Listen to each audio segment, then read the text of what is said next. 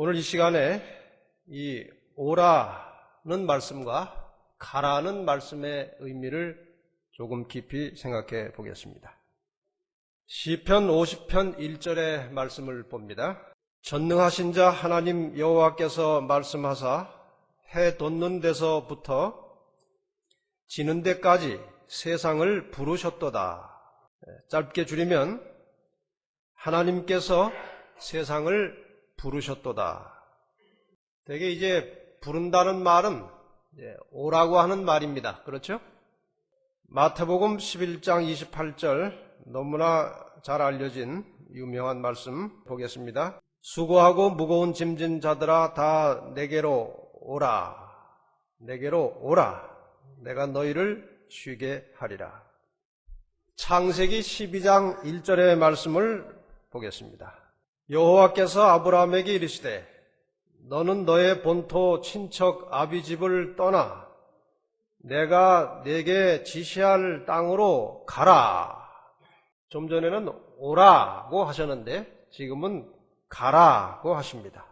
마태복음 10장 6절과 7절에 있는 말씀을 계속해서 보겠습니다.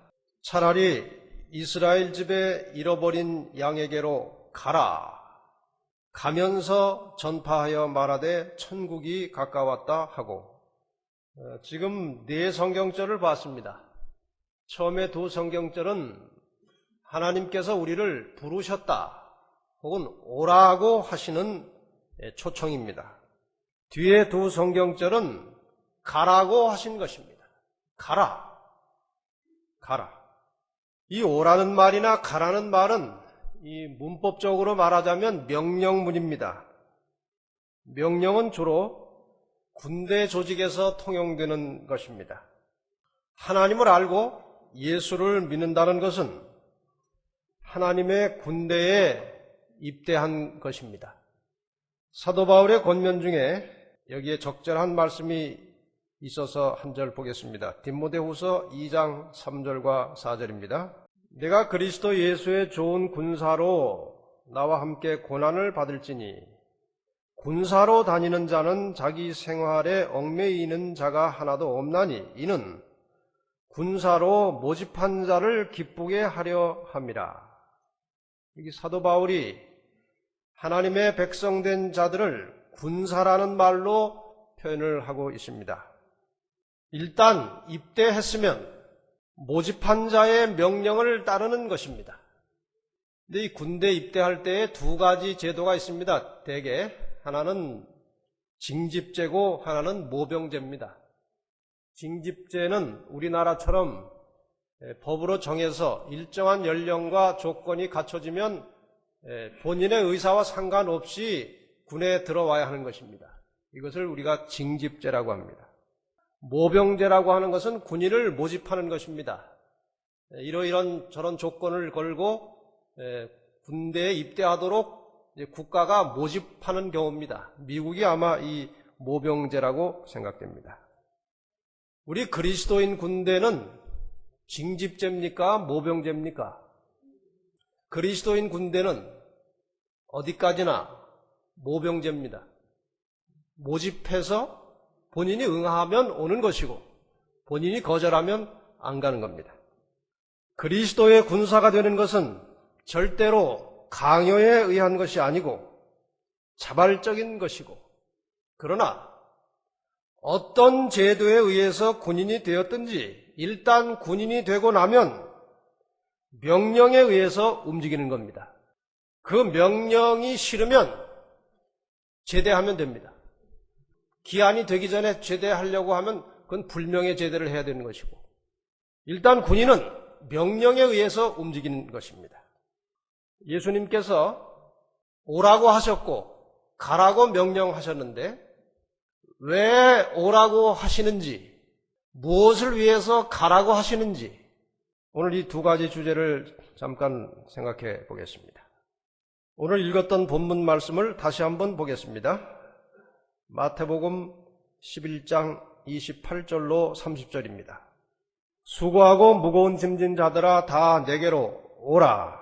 내가 너희를 쉬게 하리라.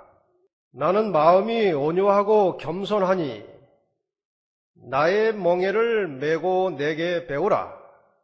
그러면 너희 마음이 쉼을 얻으리니 이는 내 멍에는 쉽고 내 짐은 가벼움이라 하시니라. 이 말씀은 우리가 아주 많이 듣고 아주 익숙해진 말씀입니다. 한 절 더 보겠습니다. 요한계시록 22장 17절입니다.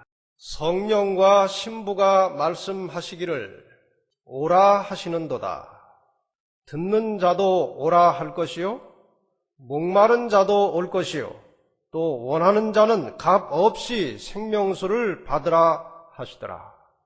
이 두 말씀을 가지고 왜 오라고 하시는지, 그 부르시는 목적이 무엇인지 그 문제를 먼저 말씀을 드리겠습니다. 인생을 어떻게 살아야 하는지를 잘 알지 못해서 아주 힘겹게 수고하고 고통하면서 살아가는 사람들에게 하신 말씀이 바로 이것입니다. 내게로 와서 내가 어떻게 사는지 보고 배우라. 그러면 내가 나 사는 것을 보고 배우면 내 인생이 훨씬 쉬워질 것이고 수고와 고통이 사라질 것이다. 제가 초등학교 때 이사를 자주 해가지고 초등학교를 3군데를 다녔습니다. 근데 여기서 배우다가 저 학교로 가면 먼저 배웠던 학교에서 받은 수업하고 수업 진도가 달라요. 이제 어느 학교에 전학을 갔는데 산수 시간이에요. 근데 문제를 받아가지고 학생들이 척척 풀어대는데 저는 앞만 봐도 잘 풀리지가 않아요. 저에게는 굉장히 어려운 문제인데 주변의 학생들은 잘 풀어대는 겁니다. 그래서 아주 고민이 됐어요.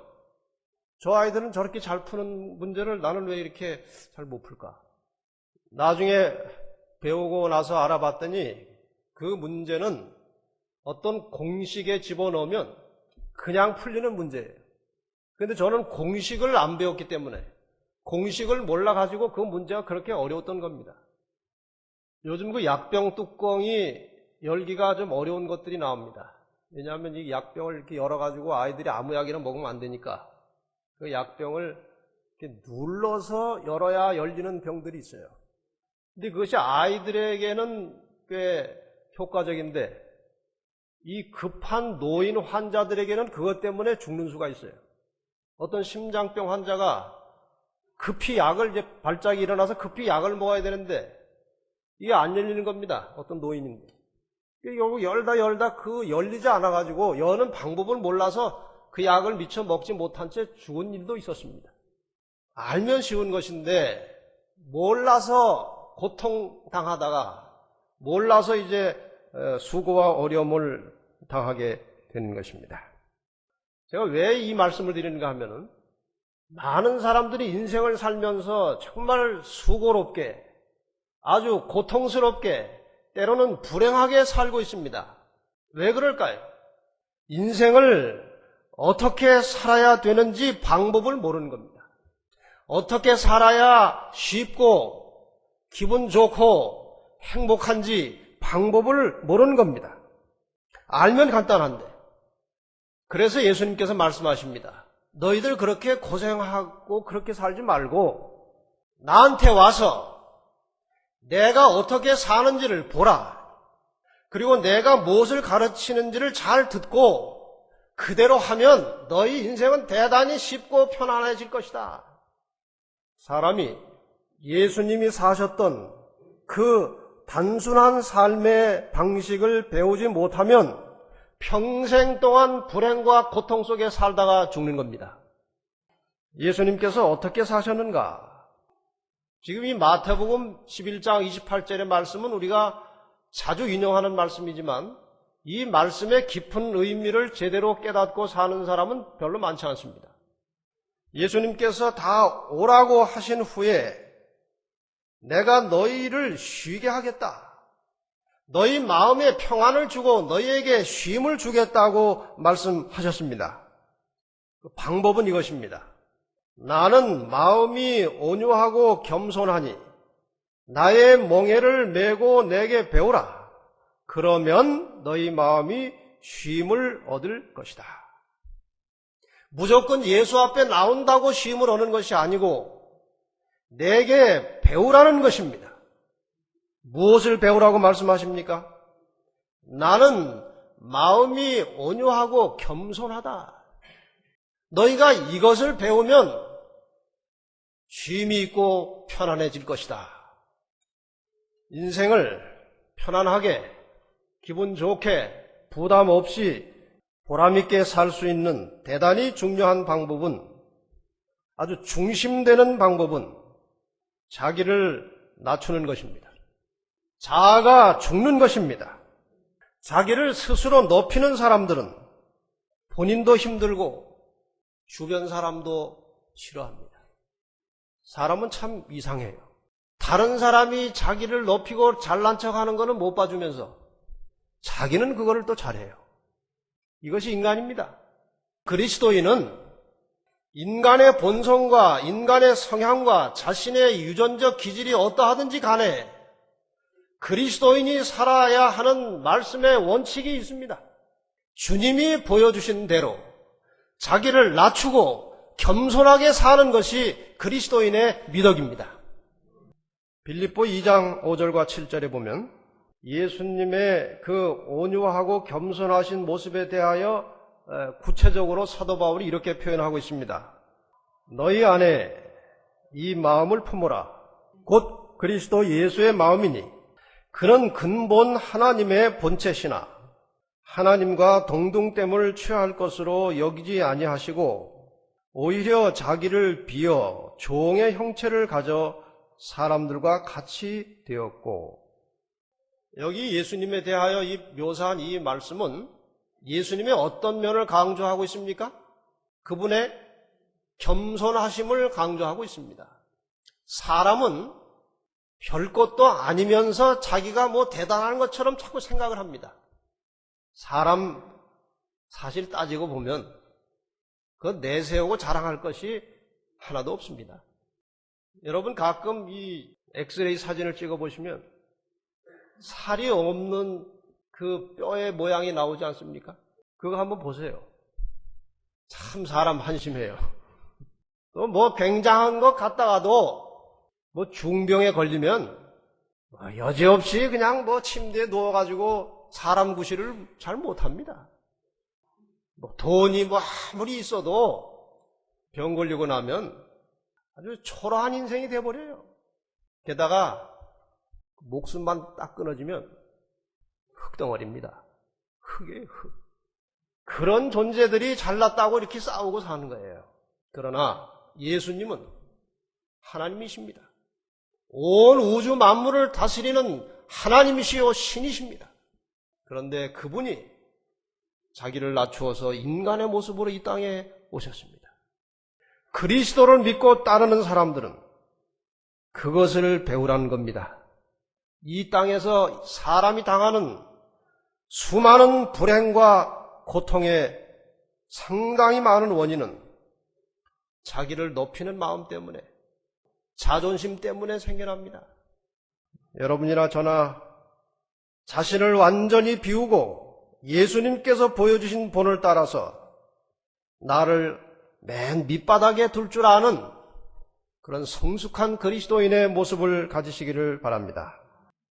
교만하고 야심 있는 사람이 종종 큰 일을 할지는 모릅니다. 유명한 사람들, 나폴레옹이나 뭐 히틀러나, 그러나 진정으로 겸손한 사람은 가치 있는 일을 합니다. 이 세상에 유명한 이름을 남긴 사람들 중에 진실한 크리스찬들이 더러 있습니다. 그 사람들의 그 삶을 보면 대단히 겸손합니다. 그 대표적인 두 사람을 꼽자면 링컨 대통령과 슈바이처입니다. 이 두 사람들의 전기를 보면 대단히 겸손한 사람들이에요. 한 번은 이 슈바이처 박사가 이제 아프리카 오지에서 일을 하다가 자금이 좀 다 돼서 모금을 하러 고향에 갔습니다. 이미 슈바이처 박사는 세계적으로 유명한 인물이 되었던 겁니다. 그 슈바이처 박사가 내리기로 예정된 고향역에 많은 환영 인파가 몰려와서 기다리고 있었습니다.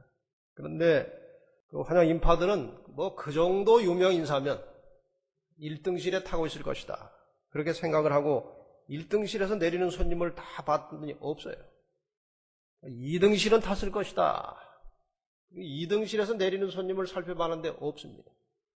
이 슈바이처가 3등 칸에서 나오고 있었습니다. 사람들이 옆에 와서 박사님, 이 피곤한 길 그 멀리 오시고 그동안 고생을 얼마나 하셨는데 어떻게 3등 칸을 타고 오셨습니까? 4등 칸이 없어서 3등 칸을 탔습니다. 우리 그리스도인들은 자기를 낮출 수 있는 만큼 최대한 낮춰놔야 됩니다. 그래야 기분 좋게 삽니다. 자기가 뭔가 어디쯤 있다고 생각되는데 남이 그렇게 인정을 안 해주면 기분이 나쁜 거예요. 불안한 것입니다. 이것저것 모든 것을 다 해봐도 만족이 없고 언제나 인생의 갈증을 느끼는 사람들은 예수께 나오면 그 갈증을 해결할 길이 있습니다. 현실의 문제를 넘어서 내세에 대한 문제까지 해결할 길이 있습니다. 그건 예수 그리스도께 나와서 그분을 배우는 것입니다. 그분께서 죽을 수밖에 없는 인생들에게 살 길을 주셨습니다. 사람들에게 고통과 죽음을 가져오는 죄를 용서하시겠다고 약속하셨고 그 모든 일을 이루셨고 누구든지 그 안에 들어오면 죄가 용서되고 마음이 편안해지고 마침내 영원한 생명을 얻게 되는 것입니다. 내 죄값은 내가 다 지불했다. 그저 너는 내 안에 들어오기만 해라. 그러면 끝난다.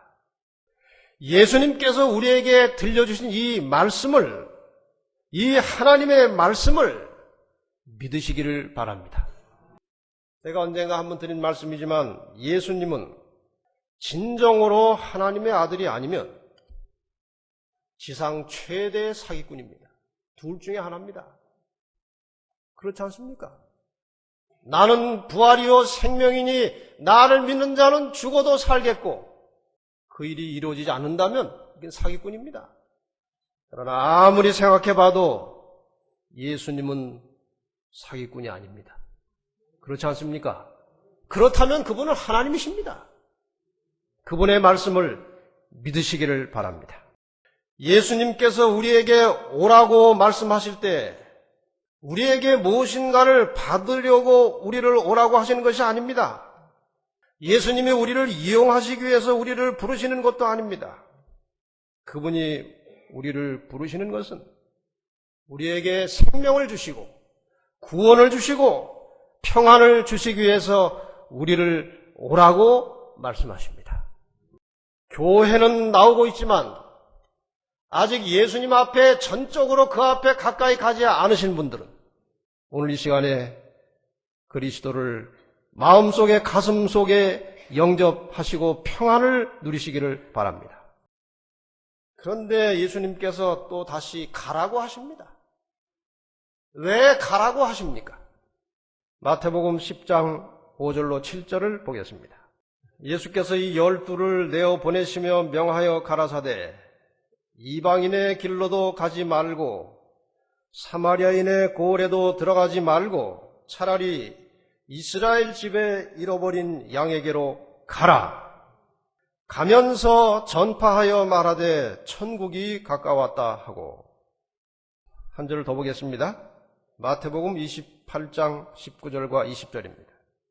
잘 아시는 말씀이죠? 그러므로 너희는 가서 모든 족속으로 제자를 삼아 아버지와 아들과 성령의 이름으로 침례를 주고 내가 너희에게 분부한 모든 것을 가르쳐 지키게 하라. 볼지어다 내가 세상 끝날까지 너희와 항상 함께 있으리라 하시니라. 너희가 내 이름으로 나아가서 무슨 일을 하든지 내가 항상 너와 함께 있으리라. 예수님께서 이 말씀을 누구에게 하셨습니까? 제자들에게 하셨습니다. 그들은 이미 예수님 앞에 나온 자들입니다. 예수님께 와서 제자가 된 사람들입니다. 가라는 명령은 반드시 예수께 먼저 나온 사람들에게 하시는 명령입니다. 예수님께 나오지 않은 사람들에게 예수님은 가라고 하지 않으십니다. 그래서 가라는 명령을 받은 것은 이미 하나님의 백성이 되었다는 증거입니다. 가서 무엇을 하라는 것입니까? 천국이 가까웠다고 전파하라고 말씀하십니다.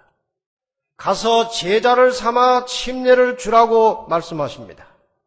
다른 사람들을 만나고 다른 사람들에게 하늘에 대하여 예수님에 대하여 말하라는 것입니다. 누가복음 8장에 보면 신비한 이야기가 하나 나옵니다. 거라사라고 하는 지방에서 아주 심하게 마귀가 들린, 귀신 들린 한 사람이 그 지방 모든 사람들을 공포에 떨게 하고 있었습니다. 예수께서 그 지역에 내리셔서 그 귀신 들린 사람을 만났습니다. 그리고 그에게 명령하셨습니다. 귀신아, 나가라! 그를 사로잡고 있던 귀신은 꼼짝하지 못하고 나갔습니다. 그렇게 아주 난폭하고 아주 무자비하고 사람들을 두렵게 하던 그 사람이 아주 온순한 사람이 되어서 그리스도 앞에 무릎을 꿇고 앉았습니다. 마귀가 떠나간 것입니다. 사단의 영이 물러갔습니다. 그리고 예수님께서 이제 배를 타고 그 지역을 떠나시려고 할 때에 그 귀신 들렸다가 고침받은 사람이 저도 같이 가서 예수님 곁에 있었으면 좋겠습니다. 그랬더니 누가복음 8장 39절에 예수님께서 그에게 이렇게 말씀하십니다. 집으로 돌아가 하나님이 내게 어떻게 큰일 행하신 것을 일일이 고하라 하시니 저가 가서 예수께서 자기에게 어떻게 큰일 하신 것을 온 성내에 전파하니라. 역시 예수님은 그에게 나와서 고침을 받은 그분의 백성, 그분의 자녀를 향하여 가라고 하십니다. 가서 내 동네 사람, 내 이웃 사람들에게로 가서 내가 너에게 어떻게 한 것을 일일이 다 나누어주고 이야기하라는 겁니다. 이 말 그대로 이 귀신 들렸다 나은 사람이 동네로 들어가서 온 성에 예수께서 자기에게 하신 일을 다 선포했습니다. 다 전했습니다. 그런데 그 이야기를 들은 사람 중에 어떤 사람들은 예수를 더욱 깊이 믿게 된 사람들도 있고 어떤 사람들은 무심하게 넘겨버린 사람도 있어요. 우리는 이 귀신 들렸던 사람처럼 모두가 다 사단의 포로가 되어 있던 사람들입니다. 그 귀신 들린 사람이 예수를 만나서 고침을 받은 것처럼 우리도 예수 그리스도를 만남으로 이 죄악의 포로에서 해방되었습니다. 하나님의 왕국으로, 사탄의 왕국에서 하나님의 왕국으로 옮겨졌습니다.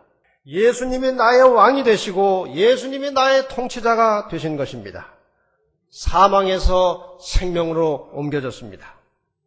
사탄의 왕국에서 하나님의 왕국으로 옮겨지는 절차가 그렇게 길고 어떤 극적인 경험 속에서만 되는 것이 아닙니다. 언제라도 우리가 겸비한 심령으로 예수 그리스도를 믿고 의지하는 마음으로 그분을 나의 구주로 구원자로 영접하면 그 일은 순식간에 일어나는 것입니다. 그렇게 됐다는 증거가 바로 그리스도의 증인이 되는 것입니다. 그분이 나에게 베풀어 주신 은혜와 나의 구원의 경험과 예수께서 나에게 보여주신 그 사랑을 다른 사람들에게 나누는 것입니다. 일일이 고하는 것입니다. 예수께서 우리를 오라고 부르실 때에는 두 가지 목적을 가지고 부르십니다. 한 가지는 우리를 구원하시기 위해서 부르는 것이고 또 한 가지는 우리를 예수 그리스도의 증인으로 세우시기 위해서 부르시는 것입니다. 마가복음 1장 17절의 말씀을 보겠습니다. 예수께서 가라사대 나를 따라오너라 내가 너희로 사람을 낚는 어부가 되게 하리라 하시니. 자, 지금 아직 예수님께 온 사람들입니까? 안 온 사람들입니까? 아직 안 온 사람들이에요. 아직 안 온 사람들을 향해서 예수님께서 이렇게 말씀하십니다. 나를 따라오너라 내가 너희로 사람을 낚는 어부가 되게 하리라. 그러니까 예수님께서 한 사람을 불러내실 때 그가 그 부르심에 응답하여 나올 때 예수님께서는 동시에 두 가지 일을 이루십니다. 하나는 그를 구원하시는 것이고 하나는 증인으로 세우시는 것입니다. 그런데 이상하게 스스로 구원받은 하나님의 백성이라고 장담하고 확인하고 자처하는 사람들은 많은데 그분의 증인이라고 외치는 사람은 별로 없습니다. 하나님의 백성이 되는 것과 그분의 증인이 되는 것은 분리될 수 없는 것입니다. 아직 하나님의 제자가 되지 않은 사람에게 말씀하시기를 나를 따라오너라 내가 너를 사람 낚는 어부가 되게 하겠다. 그것은 그리스도 앞에 오는 순간에 구원이 주어지는 것이고 동시에 증인의 사명이 부여되는 것입니다. 이제 마지막으로 우리 자신의 상태를 한번 보십시다. 내가 과연 그리스도 앞에 나아갔는지, 나아갔다면 그리스도 앞에 나아가는 순간에 부여되는 가라는 사명을 가지고 있는지, 우리가 일상생활에서 하나님의 백성으로서 그분을 증거하는 방법은 다양하게 많습니다. 꼭 누구를 앉혀놓고 성경을 가르치지 않아도, 꼭 누구에게 가서 교회 나가자고 막 이렇게 끌어다니지를 않아도 우리는 여러 가지 다양한 방법으로 가라고 하신 그 명령과 함께 예수 그리스도를 증거하는 방법들이 얼마든지 많이 있습니다. 교회 나온 지 몇 달 된 가정주부가 집에서 남편이 당신 요즘 많이 달라졌어? 많이 좋아졌어? 그때 어떻게 하면 증인이 됩니까? 달라진 것도 달라진 거지만 당신 교회 좀 같이 나가요. 그렇게 하는 게 아니고 예수 믿고 교회 다니니까 조금씩 달라지는 것 같아요. 그럼 그게 굉장한 증거입니다. 친구들이 자네 요즘 이상해? 그전에는 막 술을 바가지로 마시더니 이제 뭐 여간해서는 잘 안 마시고 사람 버렸어? 그들의 용어로. 내가 요새 교회 좀 나가보니까 이렇게 사는 게 아니야. 정말 내 너희들 사랑하는데 같이 좀 교회 좀 갔으면 좋겠어. 그 얼마나 큰 증거입니까? 그리고 좀 더 적극적인 방법으로 자기의 경험을 나누는 것입니다. 경험 이야기할 때는 세 가지 단계만 하면 틀림없어요. 내가 예수께 나가기 전에 이렇게 살았고 이러이러한 상태에 있었다. 그런데 이런 경로를 통해서 우연히 이렇게 저렇게 돼서 내가 신앙생활을 하게 되었다.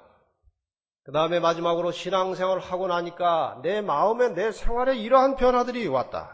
그런 긍정적인 경험들을 자기 얘기를 나누는 것 자체가 그리스도를 증거하는 것입니다. 꼭 성경을 가르치지 않아도 생활 자체로 그리스도를 증거하는 겁니다.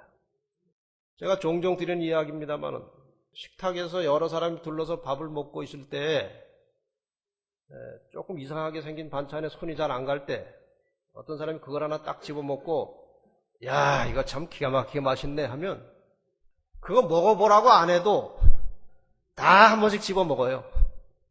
우리가 교회 나오고 신앙생활 하면서 뭐 그들에게 교회 가라 소리 안 해도 나의 이 행복한 경험, 나의 이 평안한 심정, 내 생활의 변화를 그냥 이야기하면 와보고 싶은 생각이 나는 겁니다. 그리스도인 선교봉사 145페이지, 146페이지에 보면 이런 말씀이 있어요. 성령께서 설교를 듣는 사람의 마음에 감화를 주시는 것과 마찬가지로 서적을 읽는 사람의 마음에도 감화를 주신다. 그 영감된 말씀을 읽을 때에도 성령이 그 말씀 속에 역사하신다는 겁니다.